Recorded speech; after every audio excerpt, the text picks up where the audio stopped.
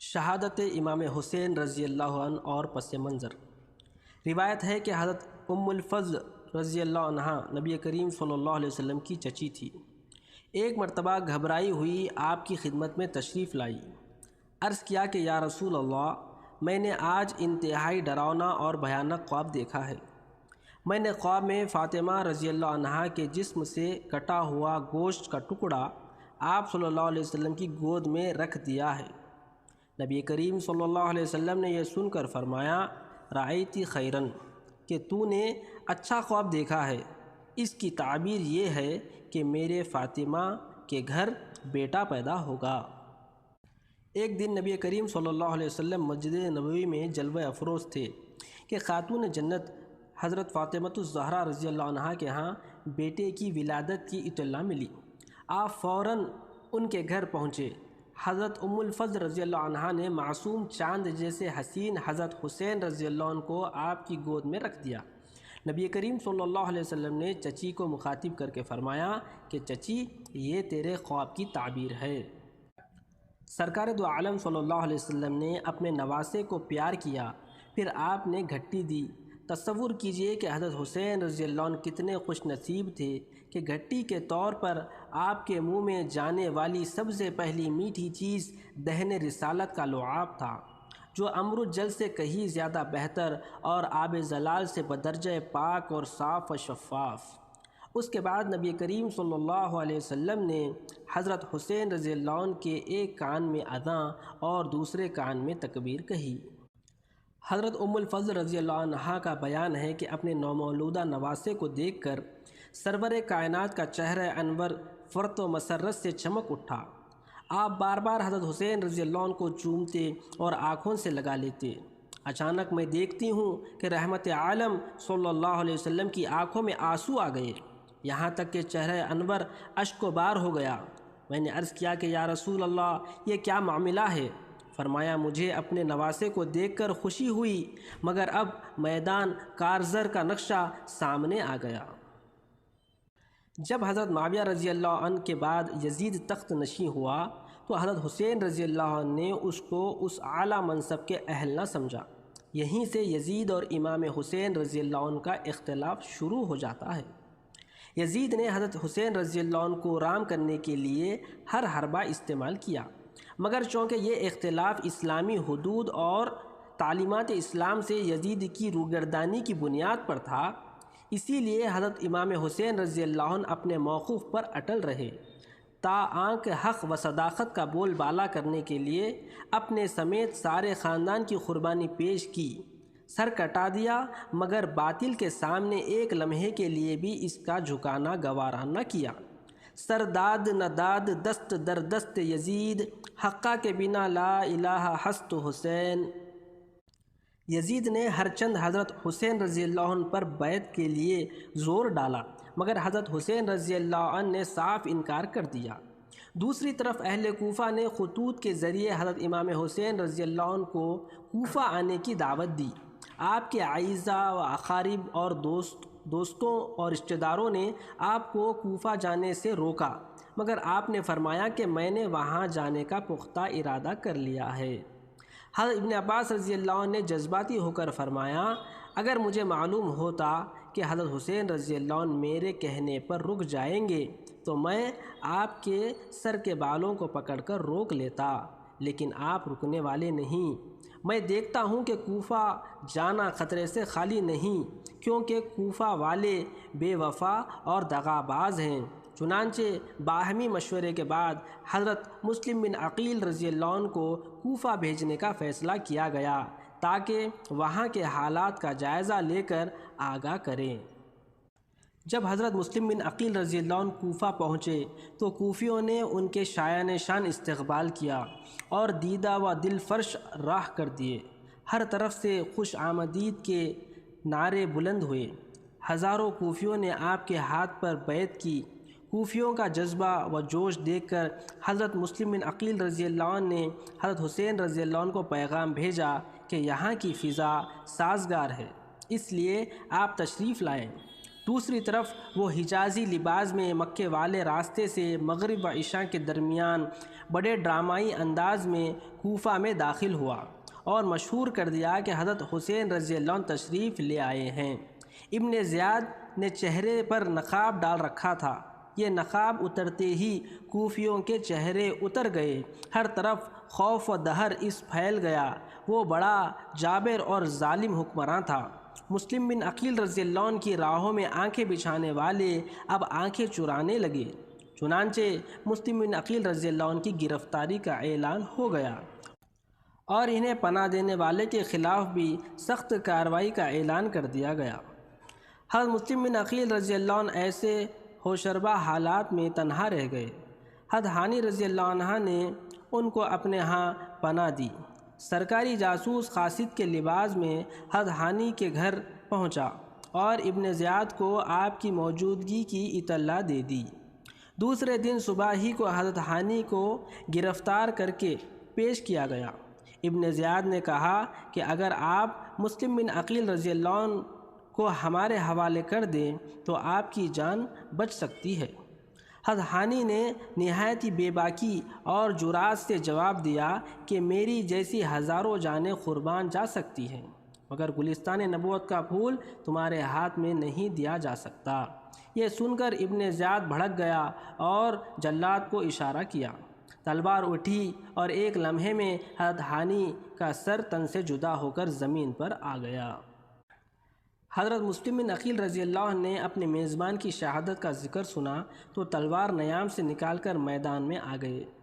آپ کے ساتھ حضرت ہانی کے قبیلے کے لوگ بھی شریک ہو گئے۔ ابن زیاد نے ان کے مقابلے کے لیے ایک چھوٹا سا لشکر بھیجا۔ تیر اندازی شروع ہوئی، سب لوگ بھاگ نکلے۔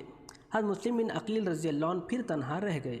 سارا کوفہ دشمن ہو گیا اور وہاں کے در و دیوار سے وحشت و بربریت ٹپکنے لگی۔ ایک رات حضرت مسلم بن عقیل رضی اللہ عنہ تھک ہار کر ایک مکان کے دروازے کی سیڑھیوں پر بیٹھے تھے کہ اچانک دروازہ کھلا۔ ایک بڑھیا نے کہا کہ 14ویں رات کے چاند جیسا حسین اس کے دروازے پر بیٹھا ہے۔ حضرت مسلم بن عقیل رضی اللہ عنہ نے بڑھیا سے کہا، ماں 2 گھونٹ پانی پلا دو۔ بڑھیا نے پوچھا، تم کون ہو؟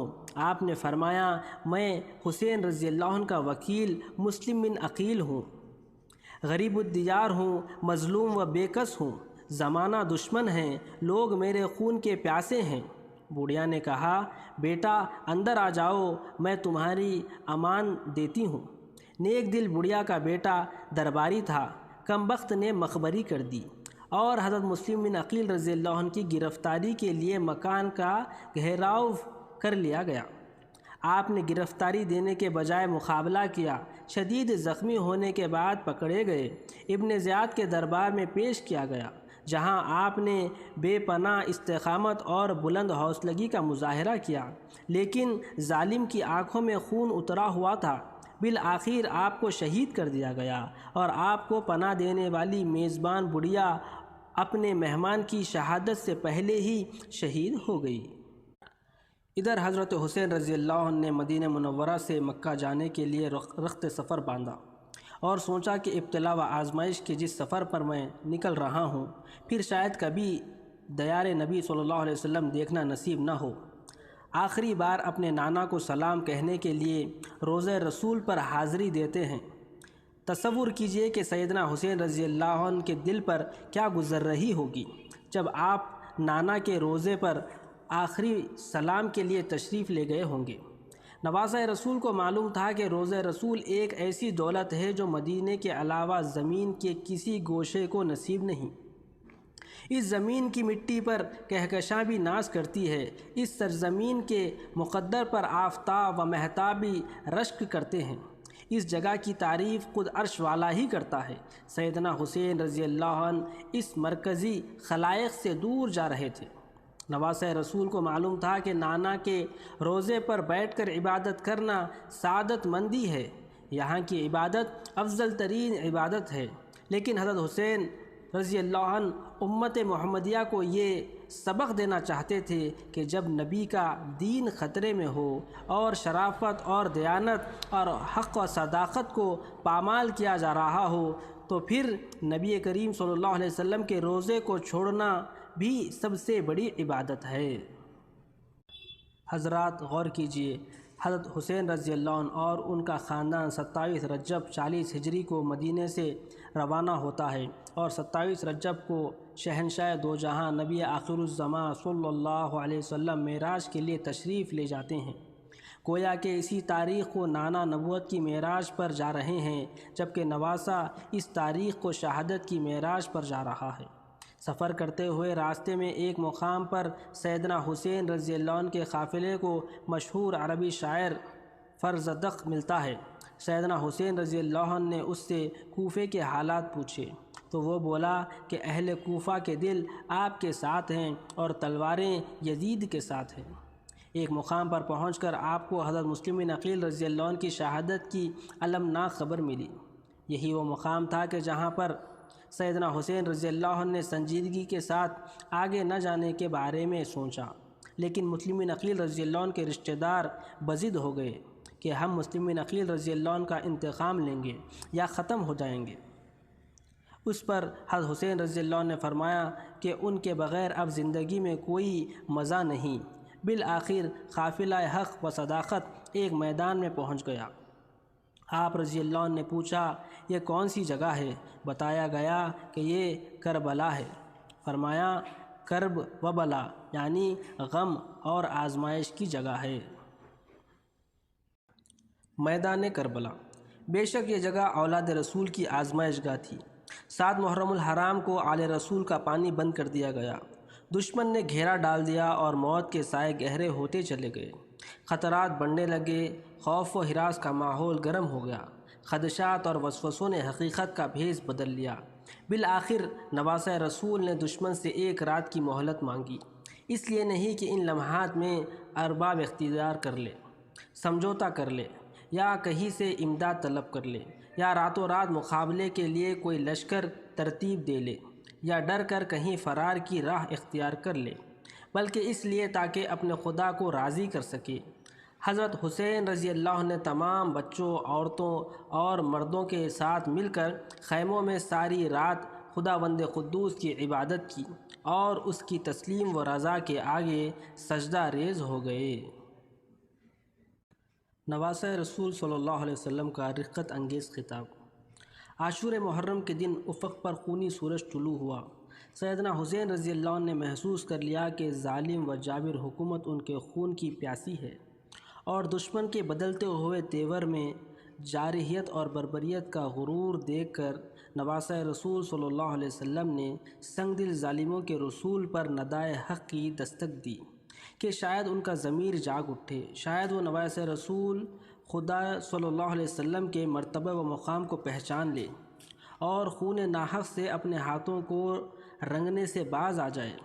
لیکن اقتدار اور حکومت کا ضمیر جب سوتا ہے تو بیدار نہیں ہوتا۔ سیدنا حسین رضی اللہ عنہ اونٹنی پر سوار ہوئے اور خدا کا قرآن سامنے رکھ کر دشمنوں سے یوں مخاطب ہوئے، لوگو میرا حسب و نسب یاد کرو، سوچو میں کون ہوں، پھر اپنے گریباں میں منہ ڈالو اور اپنے ضمیر کا محاسبہ کرو، خوب غور کرو، کیا تمہارے لیے میرا قتل کرنا اور میری حرمت کا رشتہ توڑنا روا ہے؟ کیا میں تمہارے نبی کی بیٹی کا بیٹا نہیں ہوں؟ کیا سید الشہداء امیر حمزہ رضی اللہ عنہ میرے باپ کے چچا نہ تھے؟ کیا ذوالجناحین جعفر طیار رضی اللہ عنہ میرے چچا نہیں ہیں؟ کیا تم نے رسول صلی اللہ علیہ وسلم کو یہ مشہور قول نہیں سنا کہ آپ میرے اور میرے بھائی کے حق میں یہ فرماتے تھے، سید الشباب اہل الجنہ؟ اگر میرا یہ بیان سچا ہے اور ضرور سچا ہے، کیونکہ واللہ میں نے ہوش سنبھالنے کے بعد آج تک جھوٹ نہیں بولا ہے، تو بتاؤ کیا تمہیں برہنہ تلواروں سے میرا استقبال کرنا چاہیے؟ اگر تم میری بات پر یقین نہیں کرتے تو تم میں سے ایسے لوگ موجود ہیں جن سے تصدیق کر سکتے ہو۔ جابر بن عبداللہ انصاری رضی اللہ عنہ سے پوچھو، ابو سعید خدری رضی اللہ عنہ سے پوچھو، سہیل بن سعد سحری رضی اللہ عنہ سے پوچھو، زید بن ارقم رضی اللہ عنہ سے پوچھو، انس بن مالک رضی اللہ عنہ سے پوچھو، وہ تمہیں بتلائیں گے کہ انہوں نے میرے اور میرے بھائی کے بارے میں رسول اللہ صلی اللہ علیہ وسلم کو یہ فرماتے سنا یا نہیں۔ کیا یہ بات بھی میرا خون بہانے سے نہیں روک سکتی؟ واللہ اس وقت روئے زمین پر بجز میرے کسی نبی کا بیٹا موجود نہیں۔ میں تمہارے نبی کا بلا واسطہ نواسا ہوں، یا تم مجھے اس لیے ہلاک کرنا چاہتے ہو کہ میں نے کسی کی جان لی، کسی کا مال چھینا ہے؟ کہو کیا بات ہے، آخر میرا قصور کیا ہے؟ حضرت حسین رضی اللہ عنہ کا یہ آخری خطبہ اتنا پر اثر اور درد انگیز تھا کہ اگر یہ خطبہ پہاڑوں کو سنایا جاتا تو وہ ریزہ ریزہ ہو جاتے، زمین کو سنایا جاتا تو وہ شق ہو جاتے، بادلوں کو سنایا جاتا تو وہ اشکوں کی برسات بن جاتے، لیکن سیدنا حسین رضی اللہ عنہ جن ظالموں سے خطاب فرما رہے تھے ان کے سینوں میں دل نہیں پتھر ہیں۔ بالآخر میدان کارزار گرم ہوا، بچے، بوڑھے اور پردہ نشین عورتوں تک نے باری باری شجاعت و بہادری کی تاریخ رقم کر دی۔ سیدنا حسین رضی اللہ عنہ لاشوں پر لاشیں اٹھائے لا رہے تھے، انہیں خیموں میں رکھ دیتے اور باقی ماندگان کو صبر کی تلقین کرتے۔ آخر 18 برس کا جوان روحان علی اکبر ہاتھ میں تلوار اٹھائے خیموں سے اس طرح نکلا جیسے کربلا کی اندھیری نگری میں حسن و جمال کا آفتاب طلوع ہو گیا ہو۔ دشمنوں کو للکارتا ہوا علی اکبر آگے بڑھا، اس کی رگوں میں فاطمہ کا خون تھا، ہاتھ میں علی کی تلوار تھی، حمزہ رضی اللہ عنہ کی شجاعت و جرأت کا پیکر تھا، سیدنا حسین رضی اللہ عنہ کے لخت جگر نے بہادری کے خوب جوہر دکھائے۔ دشمن نے علی اکبر کو محاصرے میں لے لیا، ایک کمبخت نے گردن پر تلوار ماری، علی اکبر کا سر تن سے جدا ہو کر زمین پر جا پڑا۔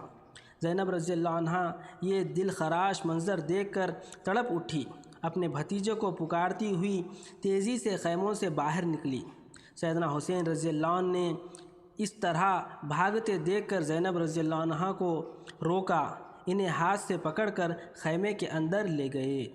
حضرات، تاریخ بڑے بڑے بہادروں کے کارناموں سے بھری پڑی ہے، لیکن تاریخ میں سیدنا حسین رضی اللہ عنہ جیسا کہ بہادر نظر نہیں آتا جس کے سامنے سارا خاندان تہہ تیغ کر دیا گیا ہو، مگر سیدنا حسین رضی اللہ عنہ بڑے حوصلے اور صبر کے ساتھ اس خون آشام منظر کو دیکھ رہے ہیں اور دشمن کی ننگی تلواروں کے سامنے چٹان بنے ہوئے ہیں۔